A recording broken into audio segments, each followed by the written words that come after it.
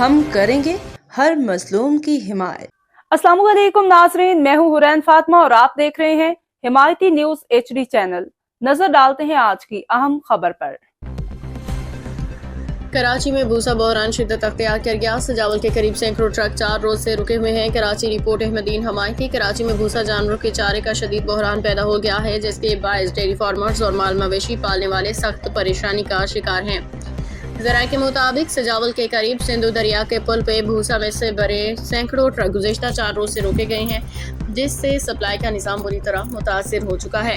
Karachi dairy farmers ایسوسی ایشن کے ترجمان غلام شبیر ڈار نے فوری نوٹس لینے کا مطالبہ کرتے ہوئے کہا کہ اگر صورتحال یہی رہی تو مویشی بھوک کا شکار ہو سکتے ہیں۔ انہوں نے کہا کہ 4 دن سے ٹرکوں کی بندش نے بحران کو سنگین بنا دیا۔ کراچی میں چارے کی قلت تیزی سے بڑھ رہی ہے۔ بھوسا کے تاجروں کا کہنا ہے کہ انتظامیہ کی جانب سے اوور لوڈنگ کے نام پہ گاڑیوں کو کراچی جانے سے روکا جا رہا ہے، جس کے باعث سینکڑوں ٹرک سڑکوں پہ کھڑے ہیں۔ ان کا کہنا تھا کہ پہلے موٹر وے روٹ بند کیا، اب سجاول ٹٹا روڈ بھی بند ہونے سے سپلائی کا پورا نظام مفلوج ہو کے رہ گیا۔ تاجروں نے الزام عائد کیا کہ پولیس ٹٹا سے کراچی داخلے کی اجازت نہیں دے رہی، جو کہ کاروباری سرگرمیوں کے لیے بڑا دھچکا ہے۔ ان کے مطابق یہ صورتحال نہ صرف تاجروں بلکہ شہر کے لاکھوں مویشی پالنے والوں کے لیے بھی انتہائی نقصان دہ ثابت ہو رہی ہے۔ دوسری جانب کراچی میں بھوسا کی قلت کے باعث قیمتوں میں اضافہ ہونے کا خدشہ بھی ظاہر کیا جا رہا ہے، جبکہ مالوند افراد نے حکومت سے فوری اقدامات کا مطالبہ کیا ہے تاکہ سپلائی بحال ہو سکے، بحران پہ قابو پایا جا سکے۔ کراچی ڈیری فارمرز ایسوسی ایشن اور تاجروں نے حکومت سندھ اور متعلقہ انتظامیہ سے اپیل کی ہے کہ فوری طور پہ بھوسا سے بھرے ٹرکوں کو کراچی آنے کی اجازت دی جائے تاکہ شہر میں پیدا ہونے والا بحران ختم ہو اور مویشیوں کے لیے چارے کی فراہمی یقینی بنائی جائے۔ بیٹھا ہوں دریا جی پل تے جے سب گاڑیوں پولیس بند کرے بیٹھیوں 50,000 گھرن تا فی گاڑی جو کو 40 گھرے تو 32 سسٹم تھی ہوا حرام خوری ودی وئی ہے۔ سجی گاڑیوں بند ہیں۔ کراچی توڑی والا سب مال مرن تا روڈن تے کڈی آیا ان کے خیال کچھ نہ تو تھے۔ اساں وزیر اعلیٰ کے اپیل کیوں تھا یہ اساں جو مسئلو جلدی حل کयो وञे۔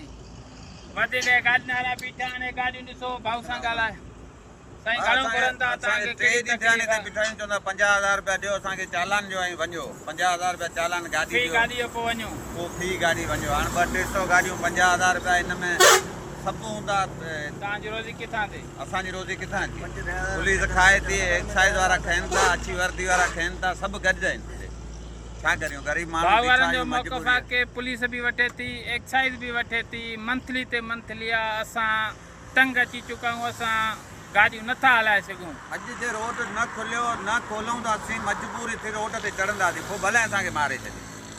अॼु भाउ वारनि जो मौक़िफ़ आहे कि शाम ताईं कलाक ॿ ॾिसूं था, उन खां पोइ असां रोड बंदि कंदासीं, पोइ भले असांजूं गाॾियूं साड़नि, असांखे मारनि, असां हिकु तरफ़ थींदासीं। वज़ीर आला सभिनि खे गवर्नर खे अपील आहे कि हे मसइलो असांजो जल्द हल कयो वञे। पहिरियों ई महांगाई घणी आहे, पहिरियों ई डीज़ल जो मुहकारो आहे, पेट्रोल जो मुहकारो आहे, मज़ीद बोझ आवाम ते न पियो वञे।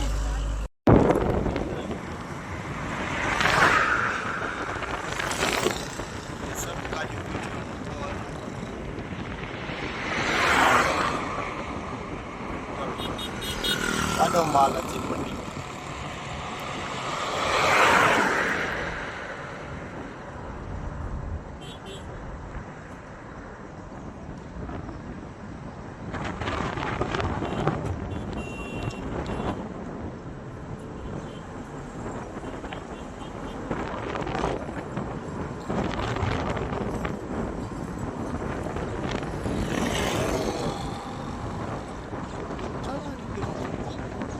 ॻाल्हाईंदो बि हल न त हेॾो चओ हेतिरी गाॾी बीठी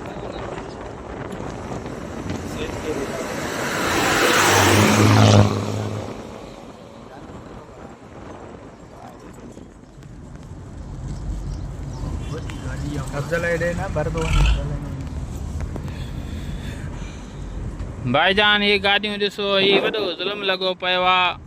गवर्नमेंट खे अखियूं कोन्हनि जो हे ॾिसे केॾी परेशानी आहे। उस में ग़रीब बुख ते उञ ते वेठा आहिनि, न पाणी आहे हिते न मानी आहे, जंग में वेठा आहिनि।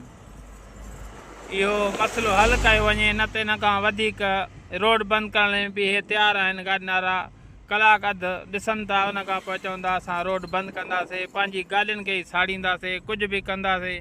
ही ॾिसो छड़ो गाॾियूं छड़ो सभु बंदि लॻियूं पयूं आहिनि। अब तक के लिए इतना ही। मज़ीद खबरों और अपडेट से बाखबर रहने के लिए देखते रहें हिमायती न्यूज़ HD चैनल।